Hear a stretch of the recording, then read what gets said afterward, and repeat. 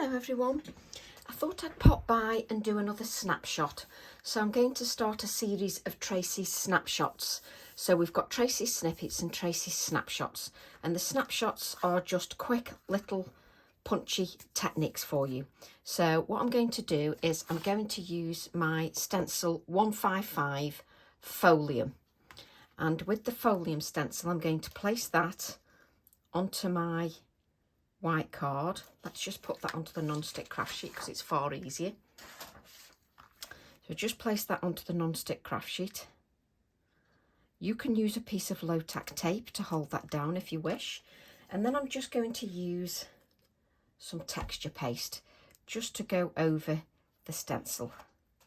Now try not to play with the stencil too much by wiping over your stencil with your palette knife about 100 times, because you're more prone then just to adding things under your stencil.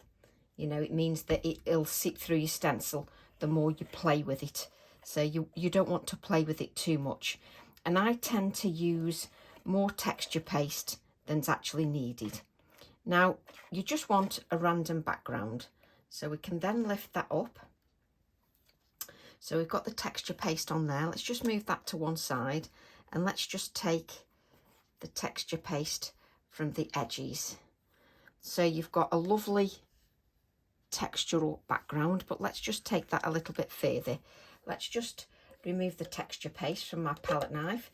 Just remember to place your texture paste actually inside the container and not around the rim of the container, because that'll just make the lid, it'll just dry out and it'll make the lid very difficult to open.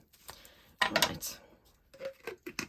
So then what I'm going to do is I want you to grab any embossing powders you've not used for a while. So grab any of those embossing powders that you've not used for a long while. Let me just clean this mess up. So whilst you grab them, just grab any that you've not used for a while. And then what I want you to do is just grab a piece of scrap paper with the texture paste that's on the stencil. Just place that down. Let's move this out of the way. Place that down and then just use your finger, your dry finger, and just take off some of the excess. You're just cleaning your stencil now. So just take off some of that excess. Your stencil is face up with the texture, which is covered in texture paste. So then you're just going to remove that. So then what you end up with is a second generation print. It's not quite as dimensional, but it's still a second generation print.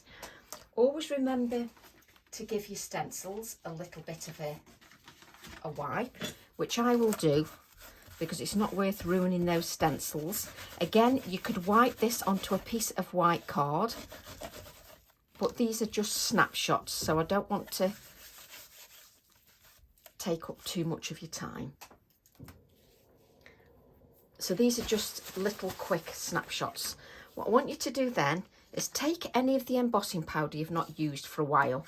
I've got a Wow embossing powder called Lucky Clover and a Wow embossing powder called Pinky Winky, and I've got some gold embossing powders, none of which have been used very often.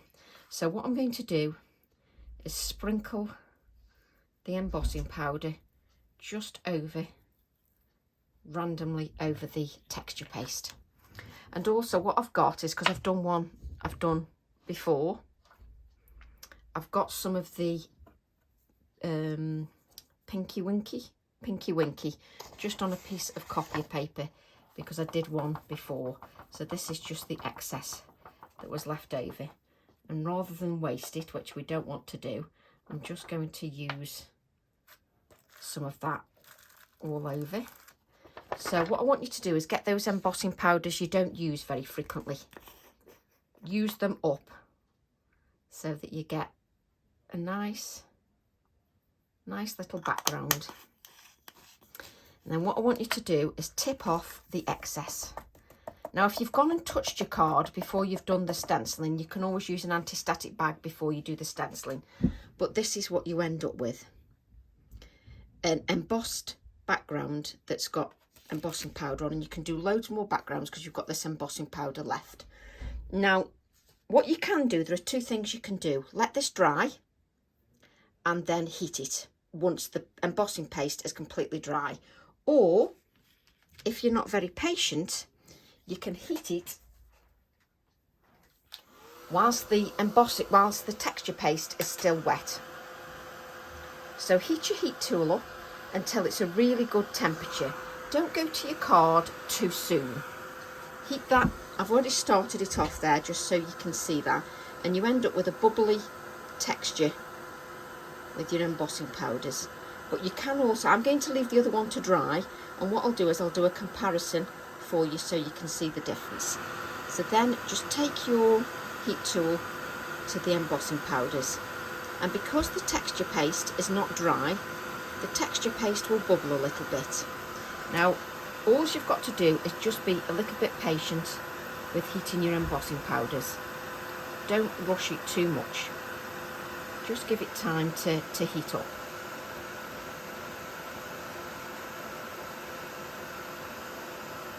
You can see it going a little bit now. There we go. So just heat up your embossing powder, and once it's started to heat and it's started to move, then move your heat tool. But I think this is a good technique to do with any of those embossing powders that you've left lying around doing nothing. Just give that a heat.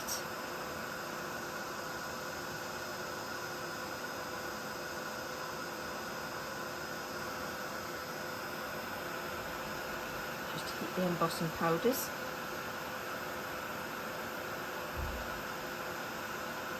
You don't need to move the heat tool like I'm shaking it, because that's just a habit.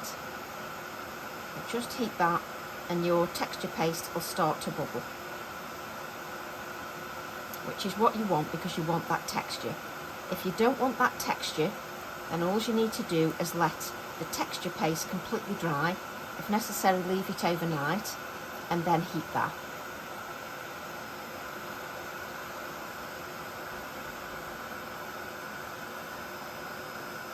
Just continue heating.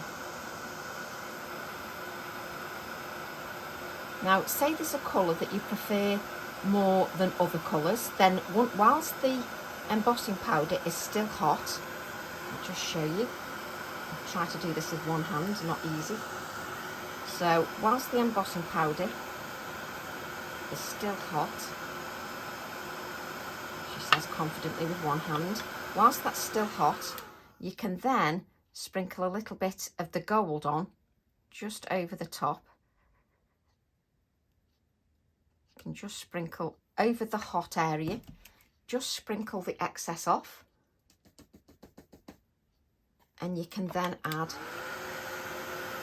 a little bit more of the gold if you wish, but you don't have to do that if you're happy with your background.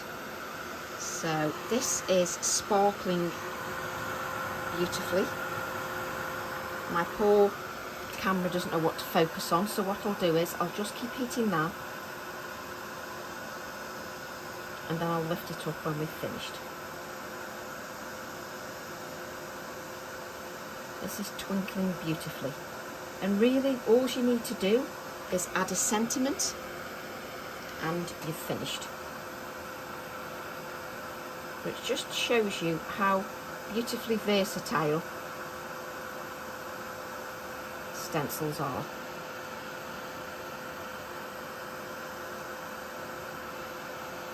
So if you want to add more of a certain embossing powder, whilst you've melted and it's still hot, you can then sprinkle extra embossing powder onto your card.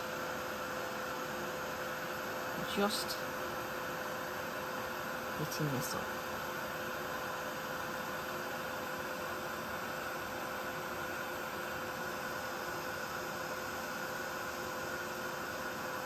That's why it's good to heat your heat tool up, just so that it's at temperature before you go to melting your project. And what I want to show you is that you've now got dimensional embossing powder. You have dimensional embossing powder that's got bubbles. just so you can see that. And what I'll do is we'll leave this one to dry and you'll get a more smoother effect. And I'll put a picture up side by side, which may be difficult to see in a photograph, but so you can see that it's very shimmery, very textural, and it's got bubbles. So I hope you enjoyed that technique with my new stencil, which is Stencil 155 Folium. Love to all, happy weekend, and see you all soon. Bye for now.